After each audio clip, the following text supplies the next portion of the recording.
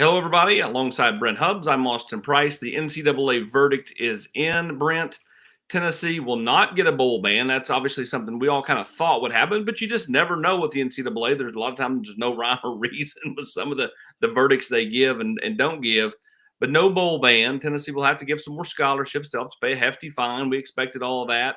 And they'll have some other things like recruiting restrictions, whether it be, allowing visitors to come to a certain amount of games or coaches, being out during evaluation periods. All those things are manageable.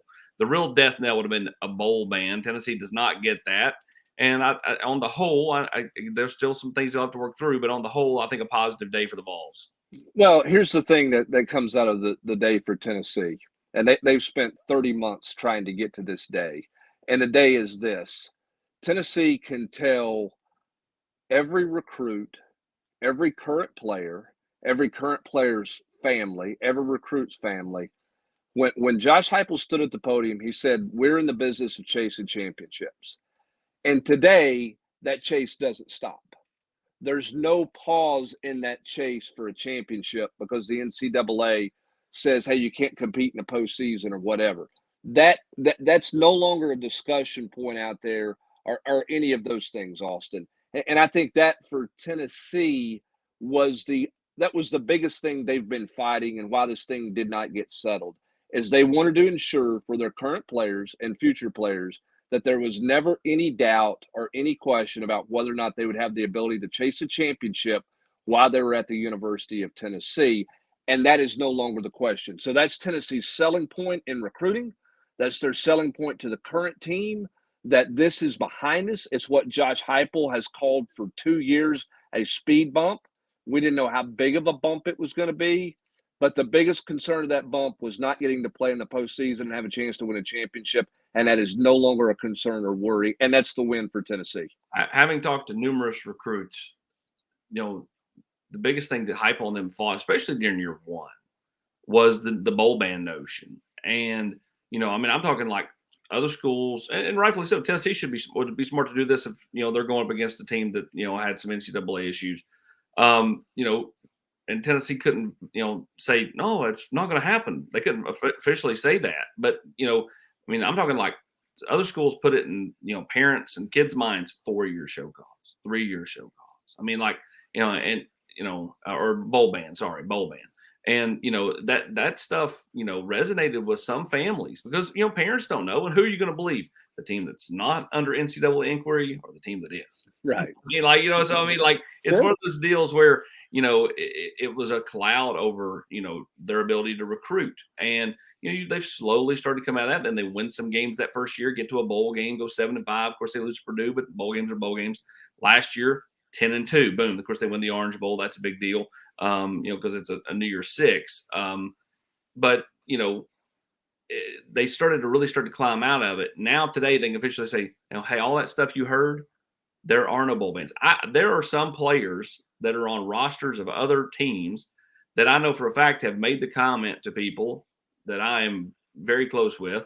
Had I known Tennessee was not going to have anything happen to them, had I known that Tennessee was going to turn around so fast, I'd be at Tennessee right now. And they just couldn't take the chance. So now kids are a little more like, okay, now Tennessee will still have to be on the phone with parents, with kids today, because what they're going to see is the totality of a lot of this stuff. And it's like, 28 scholarships. Tennessee, after this year, will have done 18.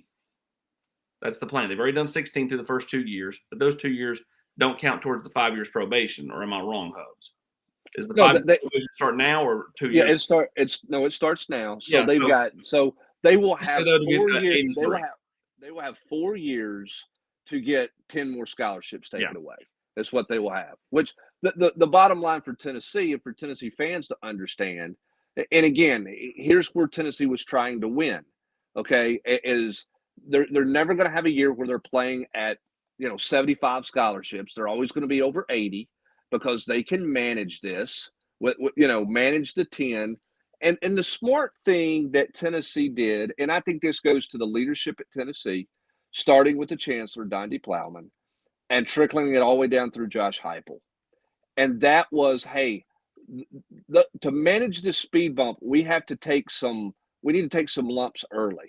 Let's take some of the penalty early try to go ahead and self-impose. One, that's going to help you look better with the NCAA, but two, it also helps you navigate the waters. Okay, so instead of Josh Heupel in year one, when he has 30 kids go in the transfer portal, Austin, instead of him chasing 30 replacements to that, let's take 12 scholarship reductions. Let's play shorthanded because it's year one. We're in a transition. Now they ended up going to a bowl game and they made it work. Had a really good year one. But let's start the management process. Instead of sticking our nose at the NCAA, we're not going to do anything to ourselves and then be standing here today going, okay, we've got to do 30 or 28 scholarships over the next 5 years, counting with this year. That's a different management level than where you're at now. So a really smart move not to chase bodies, not to try to chase a bunch of wins in year one. Not that it would have made the difference in year one anyway, but it changes how they approach this on the back end because of how aggressive they were on the front end. And ultimately, I think that helped them in the hearing with the NCAA, their aggressiveness throughout this whole process. When Dondi Plowman was approached with, the possible allegations by a staff member, she made the choice to act quickly. Logan Bartlett asked this question and in a super chat. Thanks, Logan. He said, make it or take it, Hubs. Make the case. Just pay the buyout and take a chance on the NCAA investigations coming out, or the way this is all played out. Well, it's a great question, and it's one that a lot of fans are going to ask, and I understand both sides of it. I'm going to take what Dondi Plowman did, and I'm going to explain that to you in just a second. But first of all, I want to say this. I thought Dondi Plowman at that press conference where she fired Jeremy Pruitt was like, what are you doing? No way should you ever be that blunt in a press conference, right? So now the question is, all right, you're paying this big fine. It's going to end up being about $10 million, I think, when you add everything up with the fine that you take. So, look, you could have paid Jeremy Pruitt, settled with him, and got out easier. But remember this. You had a whistleblower or staffer, whatever you want to, adjective you want to characterize them, come to your office, sends you an email with documentation that said, this is what's going on in your athletic department. Who's to say that person would not have taken it to the NCAA and said, oh, by the way, I gave this on this date to the chancellor at the University of Tennessee, and she ignored it. The university did nothing with it. You guys need to be looking into this. Then you got lack of institutional control. Okay? What Chancellor Plowman did is she took an immediate stance. She never wavered from her stance. And Tennessee football 30 months later is in a better place than it was when she said at that press conference. Okay, where would they have been had they settled with Jeremy Pruitt, not cleaned out, all those things? I don't know. I think it's really, really, I don't think you take the risk, Austin, of saying the NCAA is not going to come sniffing on our campus if I ignore documentation from someone who says the following is happening. And if I ignore that, where are they going to go with it next? Okay, do they go to Randy Boyd and Chancellor Plowman loses their job? Do they go directly to the NCAA? And today the discussion is lack of institutional control. And now you're talking multi-year bowl ban. Now you're talking a longer probation period. Now you're talking a greater reduction in scholarships. So I think Chancellor Plowman, as painful as it's been the last 30 months and as big as that fine is, made the right decision because she protected her university and never wavered. Look where Northwestern is today, right? Northwestern goes and, all right, we're going to do a 2-week suspension, and here's what we're going to do. 72 hours later, we're going to fire him. Now they got a whole bunch of people in trouble there. When you're put into at a crossroads, you have to make a decision as a leader.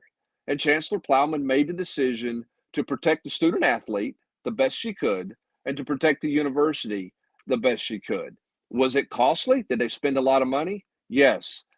Would you rather spend that money and take it and eliminate the possibility of lack of institutional control and multi-year postseason ban?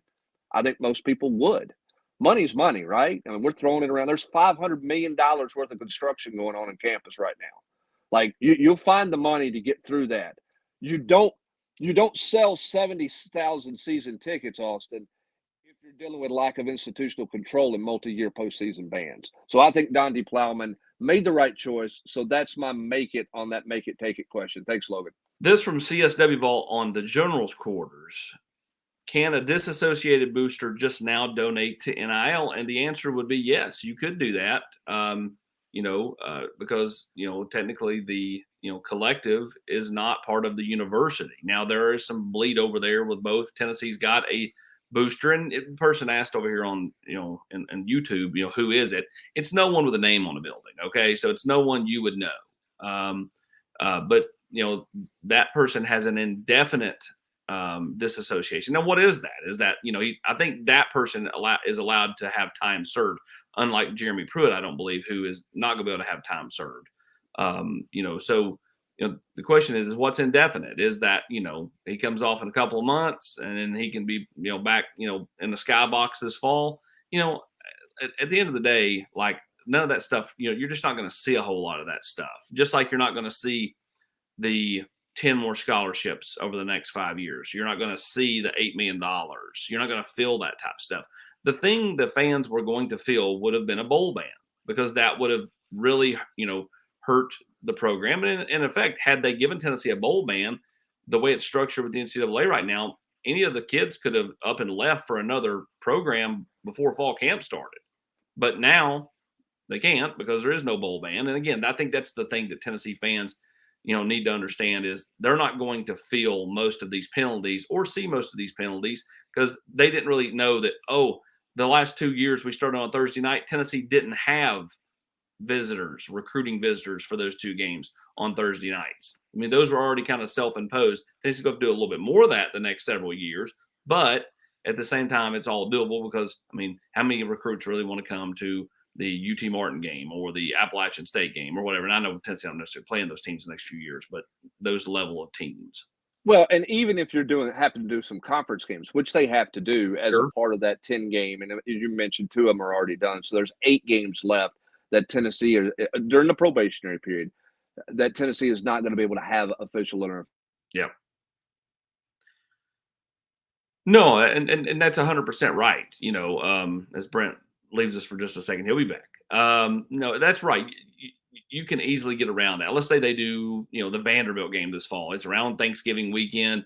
How many recruits are really, leaving late in the playoff process at the high school level to, come in for a visit? Tennessee right now is set up to host several official visitors for the Georgia game. Cam Michael's supposed to be here. Ryan Wingo's supposed to be here.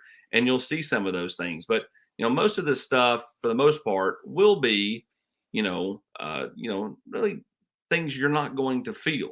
And, I think that's a really good thing, for fans, because the ultimate thing here is, the no bowl ban. And again, we've all felt like, most people on campus felt like that there would not be a bowl ban. And, to reiterate, there's not one. And Tennessee, again, will have to pay a fine. It's a hefty fine, $8 million. Could you have just paid Jeremy Pruitt? Sure. But as Hubs just outlined, there's a reason why you go the route you went, because in today's day and age of whistleblowers, you never know when it's going to come back to bite you. Sure. Yeah. And I apologize. My phone is blowing up and all kinds of electronics is my challenge. I was going to say this in regards to what you were saying, Austin, about filling the bowl ban. The only thing Tennessee has said throughout this whole process, aside from Donde Plowman on that press conference. Right. Donde Plowman said at that press conference, Jeremy Pruitt's never getting any money from me. Okay. She made that very clear. He was fired with cause, and she wasn't giving in on that. She made that very clear. The other thing that Tennessee stated publicly on multiple occasions was they were not going to take a bowl ban to punish the kids. All the rest of the stuff, it was, I can't talk about that. It's a work in progress, everything else. Danny White, whether it was with us, whether it was on a Vol Network show, whether it was on the Sports Animal, whether it was in a national deal, whatever, Austin, was always adamant. We are not taking the postseason away from our current student athletes. And Tennessee would compromise on a fine. They would compromise on some scholarship deal. They were going to fight to the end of time on a postseason ban if they needed to. They made that very clear. They dug their heels in. That's why they never agreed to anything. That's why they went to Cincinnati. That's why the commissioner of the conference, Greg Sankey, was in Cincinnati. That was to preserve this school's ability to try to go win championships and get in postseason play. And that was the one fight they dug their heels on, and there was no compromise on that. That's the only thing publicly they declared from the get-go. Yeah, and again, credit to Tennessee. They were, I think, if they had tried to give Tennessee a bowl ban, they were ready to go to court. Like Yep, this thing would have absolutely. gotten messy because of the fact that all these other schools, LSU, North Carolina, whoever, who have done things. Listen, everybody has played in the gray for years. This isn't some kind of new revelation. Tennessee played in the gray. Decided to turn themselves in and throw themselves at the mercy of the NCAA. And they'll get hit with a few things, but again, things that you're not going to really feel. I will say this: you were up there in Cincinnati. Who knows what kind of impact this had one way or the other? But at the end of the hearing, former head coach Jeremy Pruitt, who was given a 6-year show cause today, did stand up and say that the players that are currently on Tennessee's team did not need to be punished for things that the previous staff had done. And whether that was going to impact it or not, who knows? But he did. The one thing you can always say about Pruitt is he's very much a player's coach and has always looked out for players. And so he did stand up there and in front of the committee and say Tennessee does not need a bowl ban. They don't deserve to be punished. And again, who knows what kind of impact that did or did not have with the thought process of the infractions committee.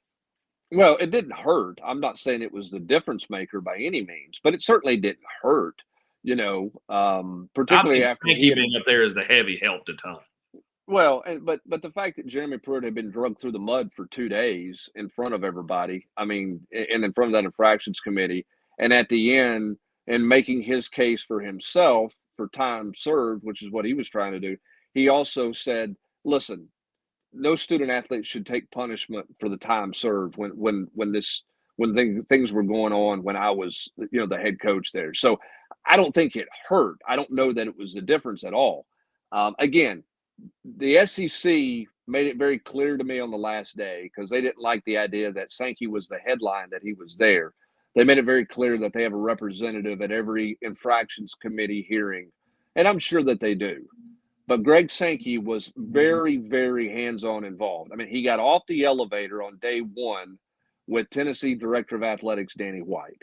During every break in the hearing, he went to the Tennessee room where they were huddled to get ready for the next session or the next violation to be discussed. He had lunch with them every day. I mean, he was there to protect his member institution, and I think that was a big deal for Tennessee to have him there and to have him as adamant as he was. Because remember, he was on an enforcement committee before. He's also been very public about current student athletes who were not involved with things not getting punished. Everybody saw what happened with Oklahoma State basketball, right? Yep. That was the outlier. That's what scared Tennessee, was like anything's possible. Because on the surface, you look at it, Austin, and say, there's no way this should be a bowl ban. But then there's always the caveat. Look what happened to Oklahoma State. And he was there to make sure Tennessee wasn't the SEC's version of Oklahoma State in front of the Committee on Infractions. Yeah, and again, this is to recap: no bowl ban for Tennessee. We'll have to give some scholarships. We'll have to pay $8 million fine. We'll have to do some other recruiting restrictions, things that you're not necessarily going to see. But this was a definite win for Tennessee. As we wrap up the week on this Friday, of course, we'll have full coverage of Volquest coming up. This is a question from Michael Palmer on YouTube.